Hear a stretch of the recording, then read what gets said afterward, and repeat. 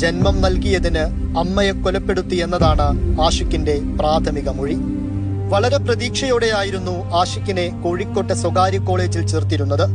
സൗഹൃദ വലയം ആഷിഖിനെ ലഹരിക്കടിമയാക്കി. ബാംഗ്ലൂരിലെ ഡി അഡിക്ഷൻ സെന്ററിൽ ചികിത്സയിൽ കഴിയവെയാണ്. എന്തൊക്കെയാണ് നമ്മുടെ കേരളത്തിൽ നടക്കുന്നത്?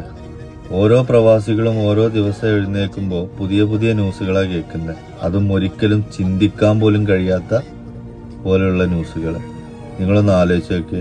2 മാതാവാണ് മരണപ്പെട്ടത് നമ്മുടെ കേരളത്തിൽ ഈ 2 ദിവസത്തിനിടയ്ക്ക്. ഒന്ന്, മാതാവ് പോയ സങ്കടത്തിൽ അലമുറട്ട് കരയുന്ന ഒരു മകള്.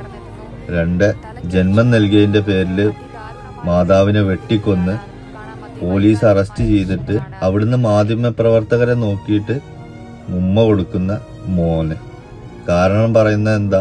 അവനക്ക് ജന്മം നൽകിയില്ലേ, അതിനാണെന്ന്. പിന്നെ കേരളത്തിൽ ആകെയുള്ള ഒരു പ്രശ്നം എന്താണെന്ന് ചോദിച്ചിട്ടുണ്ടെങ്കിൽ, എന്തൊരു വിഷയം ഉണ്ടായാലും ആദ്യം സർക്കാരിനെയും നിയമപാലകരെയും വിമർശിക്കുക. ഇതിന്റെ ചൂട് 2 ദിവസം കൊണ്ട് കഴിയും, അടുത്തത് വീണ്ടും വരും. നമുക്കൊക്കെ ചെയ്യാൻ കഴിയുന്ന എന്താ അറിയോ? നമ്മളെ വീട്ടിലെ നിയമപാലകനാകുക. നമ്മളെ വീട്ടിൽ എന്തെല്ലാം നടക്കുന്നു, മക്കൾ എവിടെ പോകുന്നു വരുന്നു, ആരൊക്കെയാണ് കൂട്ട്, ഇങ്ങനെയുള്ള കാര്യങ്ങളെ കുറിച്ചിട്ട് നമ്മൾ തന്നെ സ്വയം അന്വേഷിച്ച് കണ്ടെത്തുക, എന്നിട്ട് അവരെ തിരുത്തുക.